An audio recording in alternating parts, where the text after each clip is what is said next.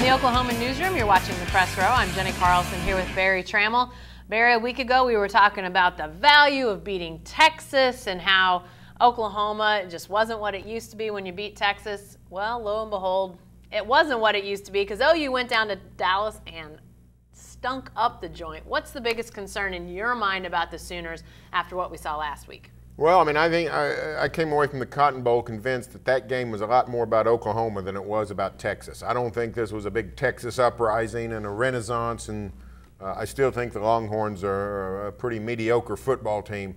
And for the Sooners to be unable to handle Texas and lose in the manner they did raises all kinds of red flags going forward, both defensively. We knew Oklahoma and a lot of teams are susceptible to the pass, the Big 12 air raids. But OU got beat by a one-dimensional offense, and everybody knew what was coming. Texas was going to run the quarterback and run those zone read plays with a receiver in motion. And Sooners, for the last three quarters, knew it was coming and was powerless to stop it. 300 yards rushing plus for Texas. So, not a good day. Now, with that said, I still think it was more of an offensive problem. Yeah. Didn't protect the quarterback, but the receivers didn't get open. Baker Mayfield didn't get rid of the ball. Just not one good sign on offense out of that game. The word to me that comes to mind when I think about the biggest concern that sort of puts it all together is physicality. There were a lot of moments when the Sooners were in position to make plays. You know, whether it's that first touchdown run down the sideline when guys are right there and don't shove anybody out of bounds, you know, whether it's offensive linemen missing blocks. I just really question the physicality of this team, Barry, and I don't know if that's a mental thing, an actual physical thing, if they're just not physically capable of being that physical with teams. But to me, you know, you're right, there were definitely sort of tactical mistakes, and you have to wonder, you know, how does Texas just run and run and run? But to me, that's a physicality issue that is probably at the top of the list of things that had to go wrong there. For Texas to just keep running and running, and for Oklahoma not to be able to stop that. They did get pushed around, and frankly, this is 3 straight years OU's been pushed around in the Cotton Bowl. Now they happen to win in 2014 because of 2 long returns. But it's a terrible sign that Oklahoma's getting pushed around by Texas, which is a team that we branded as soft and adequately so. Yeah. Because other teams are pushing the Longhorns around. And I think now that question has to be out there, and rightfully so, about the Sooners. Is this a softer team? You know, they have not – the last 2 times they've played big rivals, they've been on life support. You wrote about this. And yet we see them give those teams, you know – they're doing CPR right there on the field for them. And I think that you have to wonder what has happened to that toughness, to that edge. It's clearly missing for the Sooners after that game down in Dallas last week. You're watching The Press Row. I'm Jenny here with Barry. And as we talk about the Sooners and their issues after that Texas game, Barry, now the eyebrows get raised because they're headed to K-State. And this is a place where Oklahoma has traditionally under Bob Stoops played pretty well, gone to Manhattan, played fairly decently over the years. But K-State, if there's anybody that does the quarterback run game well, it's K-State. And after last week, I have to think the DEFCON level is up to the highest level going into this game. Well, no, the quarterback run game's got to concern you. And also, we talked about the physicality and the toughness. One thing you can never say about a Kansas State team is they're soft. Yeah. I mean, Bill Snyder's teams play physical, they play hard, they play rough. They will hit you, and they don't mind being hit. And if you don't want to hit them, they'll take advantage of it. So this, in many ways, is a litmus test for this Sooner team. Will Oklahoma respond to the challenge of being branded as soft down in Dallas? Can you recover and find your physicality? Will you, now that your manhood has been challenged, can you respond against Kansas State? It won't be easy. Yeah. You're right, they played well in Manhattan, but in my opinion, it's the Big 12's best home field advantage in Manhattan, the best in-game atmosphere. They've created it. They're on the plains of Kansas. You know, it's interesting as we talk about this quarterback run game question. You know, for a long time, K-State was a team that Oklahoma handled pretty well, K-State's offense versus Oklahoma's defense, because they were really one-dimensional for the most part. You had quarterbacks who could occasionally throw it, but not fantastically. So Oklahoma, when they play teams under Bob Stoops, defensively, again, this is historically, they've done pretty well against offenses that really only offer one dimension, whether it be passing or running. If Oklahoma's defense can get a team one-dimensional, they will win. That, to me, Barry, is I'm picking OU to win, but I'm not surprised to see K-State win either. I think this game goes either way because, to me, we've seen a shift. It used to be that, you know, we wouldn't have seen Texas run for 313 with strictly a running attack, a quarterback run game. Now you have to wonder, Joe Huebner, I think, is at least as good as Gerard Hurd throwing the ball, the K-State quarterback, versus the Texas quarterback. I think K-State's got a blueprint to go ahead and handle this Oklahoma defense. Well, here's what you got to worry about if you're an OU fan is Kansas State's rough. They're tumble. They can physically assault you. They also have a mastermind running them. You thought Jay Norvell had a good game plan. Wait till you see Bill Snyder's game plan to win this football game. I mean, this is a guy. I saw him a couple weeks ago with his fifth-string quarterback give Oklahoma a nightmare of a game. He knows what he's doing. That's just the bottom line. He can watch 10 minutes of an OU film and see all the problem areas. He can attack Oklahoma where it's vulnerable. The Sooners are really going to have to strap on the pads Saturday. And if they win, if Oklahoma wins, it's a great win. It's huge. And it sort of re-energizes the season. And, you know, Texas is still a bummer, but all the Oklahoma goals are still in front of them. But it's going to have to go over Bill Snyder to do it, and that's never easy. Definitely so. I've got the Sooners. Who are you picking? I pick Kansas State. All right, we'll see. Hey, you're watching The Press Row. I'm Jenny here with Berry. We now interrupt this football season for a little high school girls basketball talk, Barry. I don't ever remember talking high school girls basketball in October, but an exclusive to the Oklahoman, some information about a game back in February against Elgin and Cache. This is something that Jacob Unruh, one of our high school writers, and myself wrote about extensively in your Thursday Oklahoman and on News OK. Coach at Cache, Kenny White, through some affidavits from his players, they say he directed them to throw a ball in the face of an opposing player, Gentry Holt from Elgin. Gentry's father now bringing this case to light. Barry, I don't ever remember hearing of anything along these lines. Occasionally you see players kind of go rogue and do something, maybe try to get back at a player who's maybe thrown an elbow or done something that they don't like.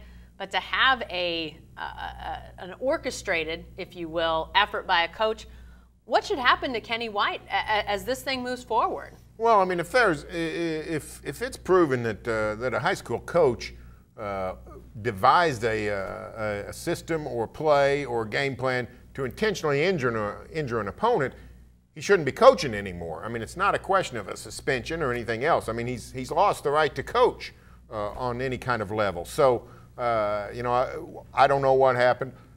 I mean, I know what happened it's clear on the film. The tape is really not really under discussion. A Elgin girl was hit in the face deliberately by a thrown ball by a Cache girl, and it was on an inbounds play. That happened. Yeah. Now, why she did that, you know, people saying different things, but it certainly seems like that if somebody from his own team is saying, this is what he told us to do, and then he told us to cover it up, I don't see where the gain is to lie about that. Right. So, I mean, it looks bad for Kenny White, and it should look bad. If this happened, he needs to not coach anymore. Well, and you mentioned the players, and one of them is still a current Cache student. So for her to step forward and say, this is what happened, I'm signing my name to an affidavit to this effect, to me that speaks volumes. She's their best player, Jamie Bonarens is her name. She played a lot last year. She was an important part of their team. From all outside looks, it doesn't look like there's any sort of axe to grind. I've talked with her father. I've read what she has to say. They don't gain much by the potential of losing her coach heading into her senior season. You know, this would throw their season into disarray. And Cache is a very good 4A team. They make state regularly, so these girls have high expectations of doing that again. But you know, she sees this is the right thing to do, as does the other player who's now a freshman in college in agreeing to sign that affidavit. This is what happened. They believe it to be true, and they've said they'll say as much in court. I don't think that Gentry Holt and her family, led by her dad, Gary, I don't think they want this to have to go to court. They've really taken every step up the ladder, Barry. That's the thing to me. I think most parents, if they were in the position of the Holts and they find out an opposing coach has talked to their team about, we're going to throw the ball in your daughter's face and try to break her nose, they would have gone right to the lawyering up stage. That didn't happen with the Holts. They contacted the schools, they contacted the OSSAA, they even contacted local law enforcement officials down in Comanche County, and they just haven't felt like they've gotten the answers to the questions that they have, and this is just the next step as they see it. So I'm with you. I have never heard of a situation like this before, a high school coach talking about something like this. It's so far out of the bounds of what I can ever remember dealing with, Barry.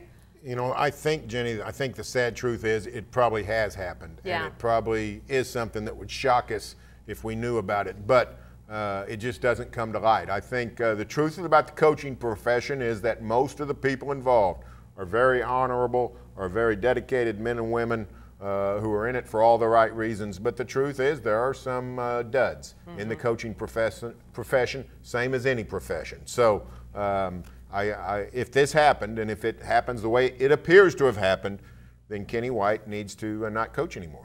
One last thing. In talking to Jamie Bonneran's father, Jim, he brought up a couple good things, and obviously this is being talked about in the Cache community. You know, we're not telling the people in Cache anything that they've not already talked about for months now, but you know, he brought up a question of, well, you know, if you're talking about players hitting players with, you know, balls in the course of a game, what about a pitcher who hits a batter?